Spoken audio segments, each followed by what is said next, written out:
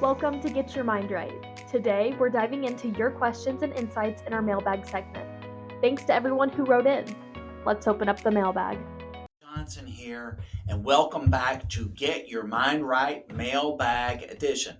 Folks, this is the world's only podcast devoted to merchant services and digital marketing professionals. This is a place where we answer real questions from real people doing the real work. Now, we've got a stacked lineup today. First of all, Kylee Rathgaber from Evansville, Indiana wants to know about Zoom etiquette. Camera on or off? And what do you do if your background looks like a tornado hit a laundry basket? Next up is Jim Jones from Sikeston, Missouri, and he's feeling the drag here. When do you call it quits on a prospect who just keeps ghosting you? And we're going to wrap today's episode with Bob Gihle from Gilroy, California. And Bob's hearing the AI buzz. How does one stay relevant in a world where merchants think ChatGPT is about to close deals on their behalf? So let's fire this thing up. You got questions, and I got answers. Let's kick it off with Kylee Rathgaber, who's asking about Zoom etiquette, and the big question here is the camera on or does the camera stay off? Kylee, this one's a lot more important than it looks because how you show up visually says a lot about how you handle your business. Here's your rule of thumb. If the prospect is on camera, you should be on camera, period, full stop. It shows professionalism, energy, and respect. If you're hiding behind a black screen like you're phoning into a ghost story, don't be surprised when your deal floats away. Now, you may be asking me, what if my background looks like I live inside a UPS warehouse? Well, here's your playbook. Number one, use a clean wall or angle. A blank wall, a door, a neutral corner. Find your one square of calm. You don't need a studio, but you do need simplicity. Your second thing is to use the blur feature. This is perfectly acceptable. Most Zoom and Team apps have a blur background. Click it, love it, live it. Now, these virtual backgrounds, not a big fan. Only use them as a last resort. Go light and branded if you do. Not a beach, not outer space, unless you sell surfboards to astronauts. Now let's talk about the exception. Is there a camera off exception? Well, if the other side is off camera and it's a short transactional call, you can match their energy.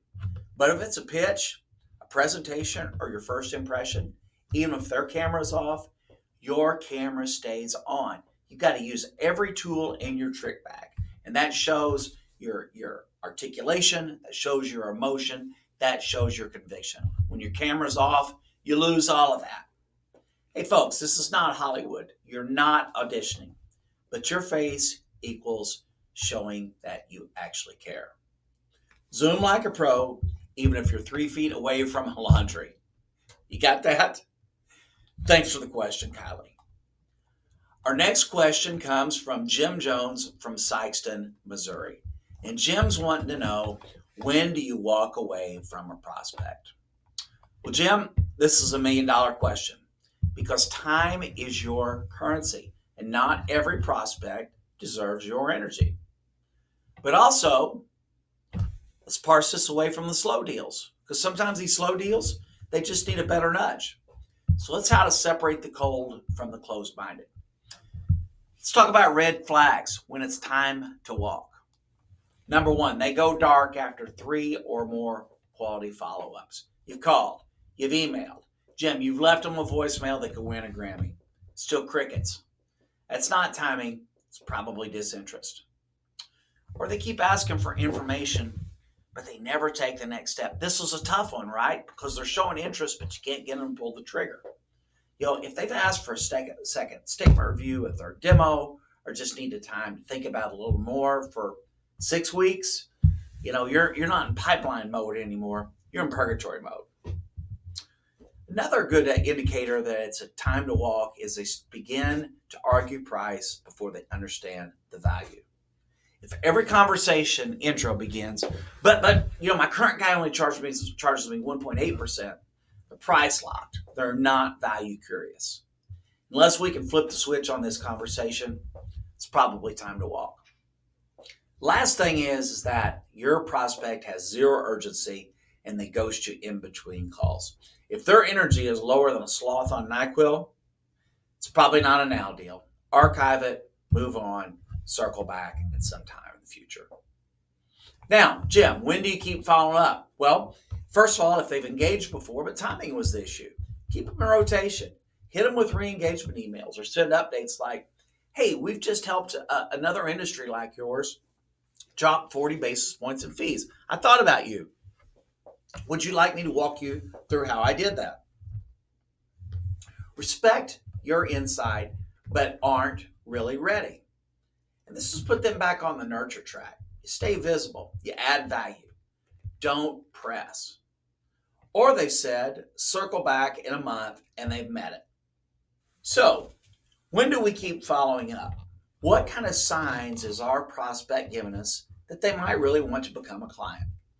Well, first of all, is when they have engaged with you before, but timing was the issue. In this case, you want to keep them in rotation. You want to hit them with re-engagement emails or send updates like, hey, I just helped another industry like yours drop 40 basis points of fees, and I thought about you. Would you like me to walk you through how I did it? Or secondly, they respect your insight, but they're just not quite ready. These are merchants that you want to put on a nurture track. You want to stay visible, add value. You don't want to press really hard on these guys. Or let's say they've said, circle back in a month, and they meant it. Then on these, we want to book them. We want to follow up. You are on the clock, not off the list. So Jim, the bottom line, if it feels like work and you're the only one working, walk away. Feels like interest, it's just cold, then follow up. Jim, you got to use some gut on this and your calendar, not your ego. And finally, Bob Gihle from Gilroy, California is going to take us home. And what Bob was saying and asking to me is that merchants are talking AI a lot. How do we stay relevant? Well, Bob, I agree. The robots are here. ChatGPT, CRMs with smart pipelines, and merchants are hyped. But let's clear the fog right now. This is a big, big misconception because AI cannot replace you, Bob. It can only replace the lazy version of you. Here's how you can stay indispensable and always stay relevant. I always want you to sell strategy, not just software, Bob. When a merchant says, I can get leads from AI, your response, yeah, absolutely you can. But AI can't build a strategy. It needs direction. That's where we come in. We help align tools with actual outcomes. Software needs shepherd, and that's you, Bob. The second thing is use AI as a tool, not as a threat. Embrace it. Show merchants you're not behind, you're ahead. You might say, hey, we actually use AI internally to optimize campaigns and lead targeting. But what moves the needle is how it's used, not just that it's used. Now you're the translator of tech.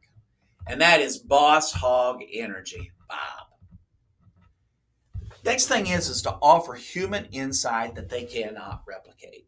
And these are things like custom sales guidance, real-time support, and understanding the why behind the number. Because a bot can regurgitate stats, but you can help people act on them, and that's irreplaceable. And the last thing I want you to do here, Bob, is position yourself as the merchant's chief revenue officer. AI can answer questions, but you ask the right ones. This is key. Like, what are you doing to drive repeat traffic? Who's managing your online reviews? What's your plan for the slow season? No machine is coming up with that kind of sales finesse. Bob, the message I want to leave you with is you're not competing with AI. You're using AI for momentum to break through, not back down.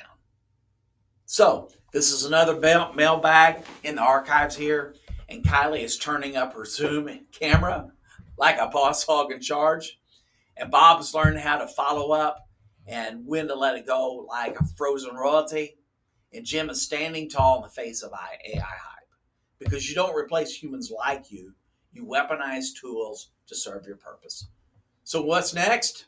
Well, it's time to get it on. Turn your camera on, trust your instincts, use the tech, but never lose the touch. And hey, like, share, and smash that subscribe button. We're not slowing down here. We're scaling up. I'll see you next time on Get Your Mind Right.